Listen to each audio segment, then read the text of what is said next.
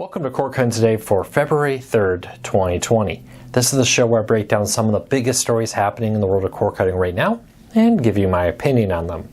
Now, this is my opinion. If you want to learn more about these stories, check out the show notes down below. I'll put a link to each story there so you can read about them for yourself and come up with your own opinions. I'd love to hear from you. If you're new here, do me a favor, hit that subscribe button. Hit that thumbs up. It really does help us because it lets YouTube know you enjoy what we do here. Hopefully we can help you break free from the high cost of cable TV and still watch the shows you enjoy. Well, we're back in the office, finally. Really appreciate everybody's support last week as I was out. And a special welcome, almost 2,000 new subscribers from over the weekend and a little bit of last week. So it's really great to have you all here. Thanks for your support. Really appreciate it. But let's dive into the news. Let's dive into some deals first, though, starting off with YouTube TV offering a 2-week free trial. So PlayStation Vue shut down last week, and YouTube TV really wants those few people who may not have made a decision there to select YouTube TV. So they're offering 2-week free trial, but you don't have to be a former PlayStation Vue subscriber. If you are anyone who hasn't had a YouTube TV account in the past, you can sign up for 2 free weeks of YouTube TV right now. Head on over to their main site, no special code or anything needed. Details over at corecarsnews.com, link in the show notes. But I've been wondering this for a while. A lot of deals coming out right now targeting PlayStation Vue subscribers now that the service has shut down. Really want to hear from you on if you are somebody who still hasn't decided to switch. When I surveyed people beforehand, when this was first announced, I heard from maybe, it was a small percentage, but a noticeable percentage of people, will say, who said they weren't going to replace YouTube TV or PlayStation Vue with YouTube TV or anything. They were going to go and just on-demand only, maybe an antenna, that kind of stuff. So I'm very interested to hear, are you one of those people? Are you somebody who is not replacing YouTube TV? Or PlayStation Vue? I already see they recommend YouTube TV. I get stuck in my head. I don't know. It's a Monday morning, folks. Got stuck in traffic for almost 2 hours. But if you're somebody who didn't replace PlayStation Vue, why? Let me know. I'd love to hear from you. All right. It's a Monday. And it's a day ending with Y, which probably means there's a cable TV price hike on the way. And Comcast has warned that they intend to raise the prices on their services again in 2020. I have talked to people inside the company at Comcast. They have confirmed that warning to investors was not fake. They fully intend to. And some of the things that they're looking at raising prices on could include modem rentals, device rentals, and more. Because we know it's only been about a month since the last official price hike, though some customers are only now starting to see the price hike on their bill right now. So we got to keep a close eye on this, but we are seeing a growing trend of price hikes maybe coming more often. Spectrum had multiple price hikes, and how this often happens is you have a price hike on the core package, where the price of this TV package goes up $5, let's just say. But then later on you do a price hike on the fees and a price hike on the device rentals and more. And that's what we may be seeing here from Comcast, according to some people I've talked to, that Comcast is looking at maybe doing that again. Want to really hear from you on what you think about this. Are you still a Comcast Xfinity TV subscriber? Is this changing what you're doing? Now for internet, you have a few options, but hopefully with the new low Earth orbit satellites, the new fiber, fixed wireless, and more coming up, we will start to see that become more and more common. So I'd love to hear from you on what you think of all this, and I'd love to hear from you on your thoughts about the price hikes. At what point, if you're a Comcast subscriber, are you bailing? Or if you already made the decision, maybe you're just waiting for your contract to end so you don't have to pay a termination fee. Let me know. I'd love to hear from you. But, for all the talk that, look, Netflix raised the price $2. Will you compare this to the repeated, constant price hikes from Comcast and others? So you can understand why cord cutting is continuing to become more and more successful as more and more people cut the cord. But keep a very close eye on this. Comcast has lost over 700,000 subscribers in 2019. That's nothing. AT&T lost over 1 million just in the fourth quarter of 2019. So Comcast seems to be on a path to top maybe 1 million subscribers lost in 2020. They did warn that they expect subscriber losses to actually grow in 2020. So we're going to have to keep a very close eye on that. As we go forward, I have a feeling we're just starting to see the beginning of the losses here. There's still tens of millions of cable subscribers. And increasingly we're hearing reports that the rate of cord cutting will grow in 2020. So let me know what you think. Something I thought was very interesting we can keep a close eye on. All right, Hulu has announced that their CEO will be departing here in the next few weeks. Not immediately. Hulu CEO is going to stay put for a little while longer. He has said he's going to help with the transition, but he's not being replaced. Disney has announced that Hulu's management and all that's being absorbed into Disney proper. Executives within Disney will now oversee Hulu. So current Hulu executives that reported previously to the CEO of Hulu will now report directly to Disney. I've heard reports that that doesn't just stop at leadership. Some things like maybe technical support, some things like maybe PR and other areas could be merging. We'll see if that plays out in the weeks and months to come. But for now, it seems that cord cutting is, or at least Hulu is, starting to have a big impact on Hulu as this Disney merger happens.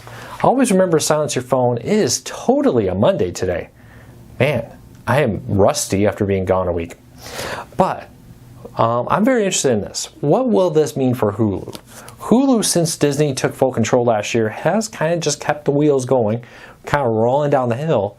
And now Disney's kind of saying, hey, we're going to start exerting more influence over this. We have 100% of the board seats. Comcast still technically owns part of Hulu, but they've relinquished their ownership of Hulu's board seats to Disney. Disney will have an option in a few years to buy out Comcast, but for now, they don't seem to be exercising that. So, Disney, what are you going to do with Hulu? I'd love to know. Is this good? Is it good that Disney's taking over more control of Hulu? Are you concerned about Disney taking over more control of Hulu? I'm going to watch this one with great interest. All right, last Friday, you probably saw me with the warning, talk a lot about Fox apps leaving Roku. And they did very briefly leave Roku, only for Roku and Fox to reach a deal late on Friday to keep the Fox channels. Now, a lot of people have been asking me, okay, Luke, there was warnings that Fox channels would leave Roku. Did for a little bit, though not all. I don't think everybody saw that it was removed from the store for very long, because it wasn't. But they came back. Is this a thing to come? Why is this happening? Why does Roku and Fox need a contract to make that happen? Can't they just go and put their apps on Roku like any random developer can? I don't know. No one's really talking on why. I have some suspicions on what's happening here. I think a lot of it has to do with ad dollars, as a lot of people have speculated. Roku supplies the ads that appear in many of these apps, and that maybe there was a discussion over Roku's percentage on that, or maybe companies not wanting to use Roku's ad platform. We're going to have to keep a close eye on this. I'm very interested to see how that plays out, because this is something that may come up more and more. AT&T has pulled the AT&T TV app off Roku. Now, if you have it installed already, you're fine, but new customers can't install it. I know there may be a couple workarounds there. If you have a remote that has an AT&T button on it and you click on it, it will go through that way. But unfortunately, if you don't, you're kind of out of luck. So I'd love to hear from you on what you think about all that and what your predictions are. Do you think more and more will be happening? We're going to be watching it closely. I'm going to see if I can learn more about what's happening here. But as far as I can tell, no one's talking. Fox hasn't given a firm explanation other than contract talks, and Roku hasn't given a firm explanation other than contract talks about why, for a very brief amount of time, their apps were removed from Roku devices. Good news to all of our international fans. If you're in Central Southern America, Pluto TV is launching in Latin America in March of 2020. Brazil is coming later this year. So Pluto TV, the free ad-supported streaming service, which I know whenever I recommend it, I always get emails from people outside the U.S. like, I really want Pluto TV. Here you go, right there. I really want it, but it's not available in my country. Hopefully Canada comes soon. I hear all you in Canada. Hopefully it comes out there very, very soon. But good news for Central and Southern America. In March, you will see it rolling out in Spanish and Portuguese content. Now, you see in the United States, they already have some Spanish content being built into the current app. This is a completely launched version of it, focusing on Central and Southern America. It goes back to the idea that contracts for content are limited to geographical regions. Before the internet days, it was like, okay, Comcast, you own the rights to distribute this content in this market. And then Sky over in Europe, you have rights to distribute it in that market, and so on and so on and so on. They didn't want Comcast distributing it in Europe, infringing on the Sky contracts. So we're still dealing with some of that. Increasingly, though, we're moving to a point where we're no longer seeing, geographical limitations. It's more about like, hey, we're going to cover everything here, where all the countries out there will be able to get it from CBS All Access or Pluto and more. We'll see how that all plays out. Let me know what you think of that. Do you like the idea that maybe someday just go worldwide with your CBS All Access, your Pluto TV, and more? If you're a consumer, it's probably the best thing. If you're a business, it's probably not. So we'll keep a close eye on it. All right, last story real quick. We posted an update over the weekend of our huge chart that compares all the major live TV streaming services like YouTube TV, AT&T TV Now, Philo, Hulu, Sling TV, Fubo, and the newest one, VidGo, on the different streaming players. So we break down all the different devices they support, channels they support, thanks to the readers who've sent us some feedback. A quick reminder, we're listing AT&T's Plus and Max packages.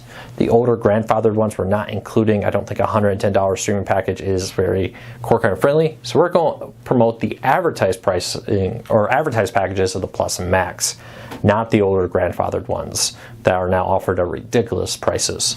But I offer this just as information and as a dialogue. No matter how much I do this, sometimes I need you, the end consumer, to help us discover, hey, was there a channel I missed here or something like that? We really appreciate that. But I would encourage you to always do your own research.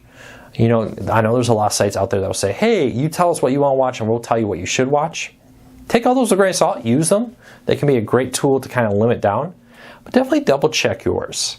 I do this full time for a living and I have a hard time keeping up with all the differences and all the features. So do me a favor, leave us an email if you find any errors, but do your own research. Don't just count on, hey, this site said this is the perfect one for me, so I'm going to run with it. That may be, it may not. It's kind of one of those things with cord cutting is what is right for me is not necessarily right for you, because I have different wants and different needs than you do. So keep that in mind. Well, that's it for this week. Jess is covering the cord cutting Q&A this week. I know I've been very busy. Looking forward to trying to settle back in with the family, get some stuff done this week. But bear with me as we're going to get back into the normal routine of these cord cutting todays. If you're new here, do me a favor, hit that subscribe button, hit that thumbs up. I promise I'll have coffee next Monday, so I won't be so scatterbrained. Got stuck in almost 2-hour traffic delay behind an accident today on the highway. It's a Monday, folks. It's a Monday. But I hope you all have a fantastic week. Hope you all have a fantastic Monday. Hope yours got off to a better start than mine did. Don't forget, if you find any cord cutting news or tips, go over to cordcardsnews.com. Click on the Contact Us. We'll really appreciate it.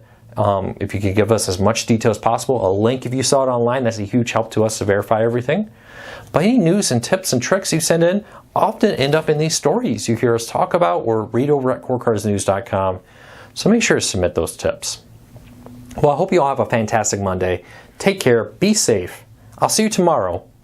And don't forget to visit us at cordcuttersnews.com, link in the show notes, for even more cord cutting related news.